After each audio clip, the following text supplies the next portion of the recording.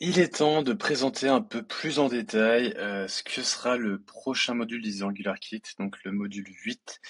Il est orienté complètement autour de NX et Angular. L'idée, c'est d'aller plus loin dans ce qu'on peut faire avec les outils dont on a à notre disposition. NX est un outil qui est de plus en plus utilisé, en tout cas en entreprise, dans les grands groupes.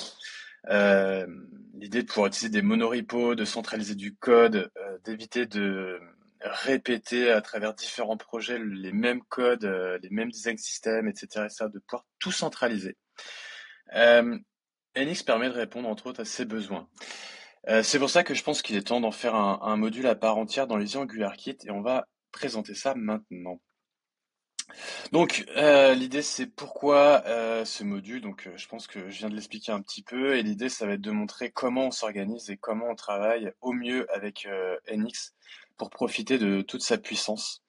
Là, dans l'idée, ça va être de partir sur la conception de deux mini-applications.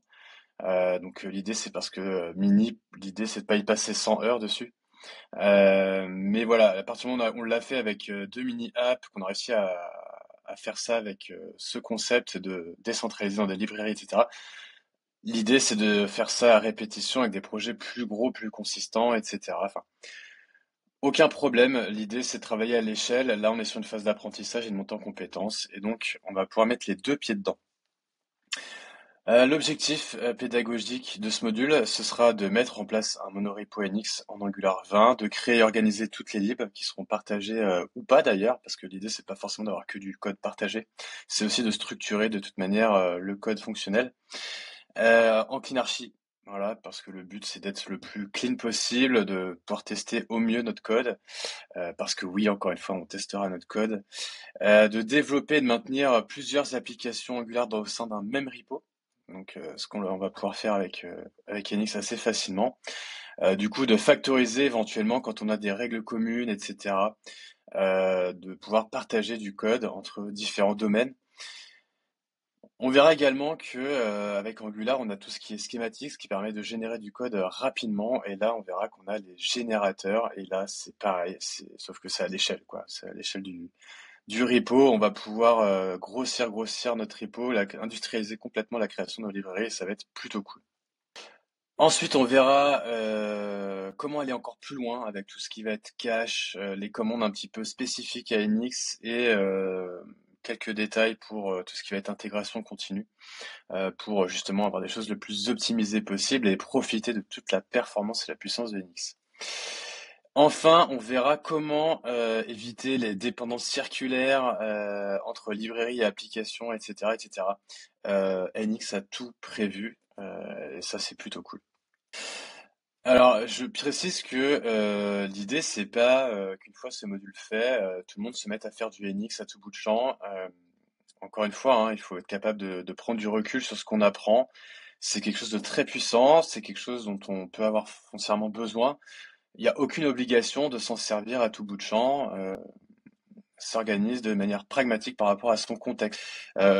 On peut faire du NX sur une seule application Angular avec des libs partagés, mais on peut aussi le faire simplement avec un workspace Angular dans ce cas-là. Donc, encore une fois, il faut vraiment prendre en compte l'utilisation de ces outils. Et là, c'est à chacun de se remettre par rapport à son contexte. Pour ça, on va avoir un projet fil rouge. L'idée, ça va être tout au long du module de construire une première application, donc un CRM, un peu comme on l'a déjà fait auparavant. Mais du coup, on va l'enrichir et on va le découper à la manière NX un peu. Et l'idée, ça va être de comprendre comment on organise justement tout ce code dans un monorepo, de factoriser ce qu'il y a vraiment à factoriser dans des libs, pourquoi dans des libs, etc., etc. Et enfin, le boss, ce sera de compléter ce qu'on a déjà fait avec une deuxième application où du coup on va voir quel est l'intérêt d'avoir bien découpé en librairie, d'avoir bien du code partagé, de voir à quel point c'est facile finalement de reprendre du code quand on a un domaine métier qui est le même et qu'on peut réexploiter. Donc là, c'est un premier découpage pédagogique. Donc l'idée, c'est je fais un premier jet, et après, je vais affiner en fait en écrivant les leçons, en faisant le code, etc., etc., pour être sûr que ce soit cohérent. Mais Dans l'idée, voilà à peu près ce à quoi j'aimerais que ça ressemble. Donc, une petite introduction à NX Monorepo Angular où l'idée ce sera d'être capable d'initialiser un workspace NX sur un projet Angular 20, soit en partant de zéro, soit en partant d'un projet existant. Dans notre contexte à nous, ce sera de partir de zéro, mais on verra aussi comment le faire. Je mettrai les deux commandes pour que chacun puisse s'en débrouiller avec ses propres projets. Ensuite, on verra comment structurer les applications et les premières libs. Donc, à partir de l'application CRM qu'on va commencer à développer, comment on va organiser notre code. On verra qu'on va suivre un pattern pardon, d'architecture assez particulier. Je mettrai un beau schéma dedans pour que ce soit plus visuel et plus compréhensible.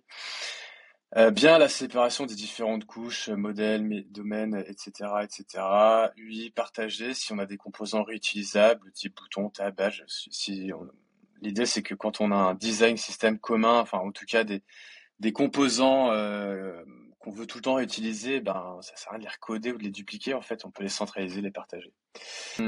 Toute la partie data access et infra, etc., etc. Tout ce qu'on a pu voir dans le module 3 de Cleanarchy, en fait, on va pouvoir le mettre à l'échelle sur un repo NX et ça va être assez intéressant.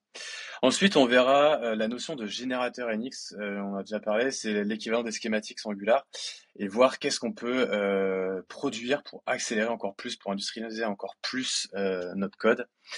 Ça peut être assez intéressant. Enfin, on verra tout ce qui va tourner autour des boundary checks et des bonnes pratiques NX, donc la mise en place des tags, pardon, pour gérer notamment les dépendances entre librairies et rester cohérent par rapport à ce que l'on veut atteindre comme architecture.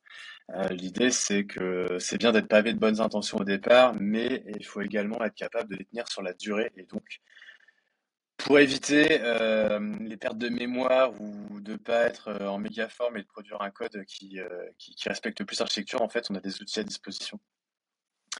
Et enfin, on verra comment optimiser la DX avec NX. Donc, notamment, on pourra étudier un peu plus le cache, les commandes, etc., etc., pour avoir un usage au quotidien qui soit plus performant. Et donc, l'idée du boss de fin, ce sera de reprendre tout ce qu'on a fait, de rajouter une seconde application et de ne développer que ce dont on a besoin par rapport à ce qu'on aura déjà fait.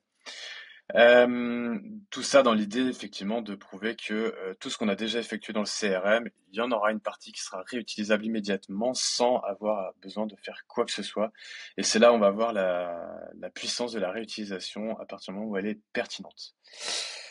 Voilà, en gros, l'idée de ce module. J'espère que ça te met en appétit. Moi, en tout cas, j'ai hâte de bosser dessus. Je t'invite donc à suivre un peu ce qui va se passer. À noter que le module est en pré-vente actuellement à un tarif extra préférentiel qui ne sera absolument pas le tarif final. Ce module sera également inclus dans le pack complet d'Easy Angular Kit. Donc voilà, parce que dès lors qu'on prend le pack complet, de toute manière, on a accès à tous les modules actuels et à venir. Voilà, donc chacun prend ce qu'il veut. Merci à toi et à bientôt.